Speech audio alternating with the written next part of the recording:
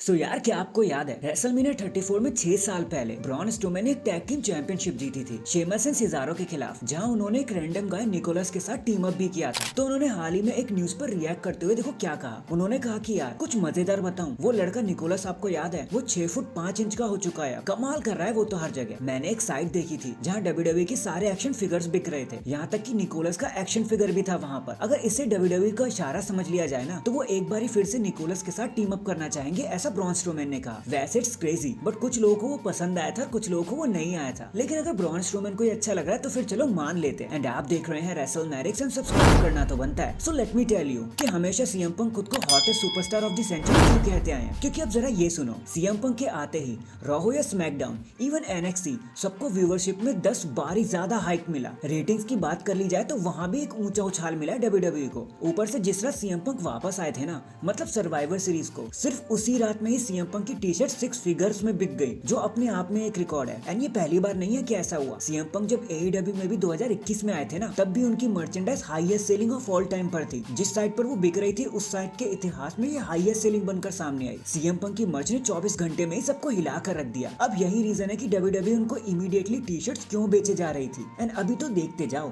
CM Punk को किस हिसाब से मर्च मिलती है, सब देखते ही रह जाएंगे। इसके बाद सीएम पंक एनएक्सटी के एक टेप शो पर थे, वो वहाँ भी अपीयर हुए, लेकिन उन्होंने तब ऑरलैंडो को छोड़ नहीं दिया। उसके बावजूद भी, क्योंकि वो परफॉर्मेंस सेंटर पर चले गए और वहाँ पर देखते रहे कि चीजें कैसे चल रही हैं, जहाँ पर उन्होंने न्यू टैलेंट के साथ ट्रेनिंग करवाना शुरू कर दिया एंड कुछ होल्डिंग कोर्ट्स के साथ भी काम किया। इससे एक बात तो क्लियर हो जाती है, डब्ल्यूडब्ल्यूई खुद भी जानती है कि सीएम पंक किस लेवल का टैलेंट है, इसलिए वो सीएम पंक को हर टाइम पर अपने साथ ही रख रही है। फिर चाहे वो मेन रोस्टर हो या फिर परफॉर्मेंस सेंटर या फिर एनएक्सटी, अब सीएम पंक को अपने साथ रहना तो बनता ही है। नेक्स्ट रायबैक तो आप सभी को याद होंगे, तो एक बार फिर से वो सुर्खियों में आ गए हैं, जहाँ उन्होंने एक बार फिर से द लेजेंडरी गोल्डबर्ग को चैलेंज कर दिया। रायबैक जानते हैं कि उनके रेसलिंग डेज अब एंड हो चुके हैं एंड कहीं ना कहीं गोल्डबर्ग के रेसलिंग डेज भी अब एंड होते जा रहे हैं। तो रायबैक चाहते हैं कि वो अपनी जर्नी को एंड करते करते एक एपिक एंडिंग दे दे, इसलिए उन्होंने गोल्डबर्ग को फिर से चैलेंज कर दिया, जहाँ स्टिपुलेशन होगी लूजर रेसलिंग छोड़ ही देगा। अब पता नहीं रायबैक को कहाँ से ऐसे आइडियाज आते रहते हैं, क्योंकि हमें तो पता ही है गोल्डबर्ग दूर दूर तक उनके चैलेंज को एक्सेप्ट नहीं करने वाले। So bad luck Rybak. In the and जरा से ध्यान से सुनना, ये जरा सा इंपॉर्टेंट है और कंसर्न करने का रीजन भी है। देखो हम जानते हैं कैसे ड्रू मैकिंटायर डब्ल्यूडब्ल्यूई के साथ अपना कॉन्ट्रैक्ट साइन कर ही नहीं रहे, लेकिन अब इस लिस्ट में एक नाम बेकी लिंच का भी ऐड हो गया कि जून 2024 में उनका कॉन्ट्रैक्ट अब एंड हो ही जाएगा एंड डब्ल्यूडब्ल्यूई उन्हें भी कोई कॉन्ट्रैक्ट एक्सटेंशन दे ही नहीं रही। पता नहीं चीजें कहां से कहां चल रही हैं। ऊपर से आगे की बात तो सुनो, जो शेमस है ना, उनका भी कॉन्ट्रैक्ट अब अगले साल ही खत्म होने वाला है। पता नहीं डब्ल्यूडब्ल्यूई ये सब कब फिक्स करने वाली है, कहीं इसी उधेड़-बुन में ऐसा ना हो जाए कि कोई स्टार रिलीज ही हो जाए। So that is it guys. देखो आज के लिए तो बस इतना ही। अब मुझे नहीं पता कि डब्ल्यूडब्ल्यूई कॉन्ट्रैक्ट वाली सिचुएशन के साथ कैसे निपटती है, आपको क्या लगता है यार, कमेंट करके जरूर बताना। एंड चैनल पर नया है तो चैनल को जल्दी से लाइक एंड सब्सक्राइब कर दो। बाकी मैं मिलता हूँ आपसे किसी और अपडेट के साथ, तब तक के लिए अपना ख्याल रखें और खुश रहें।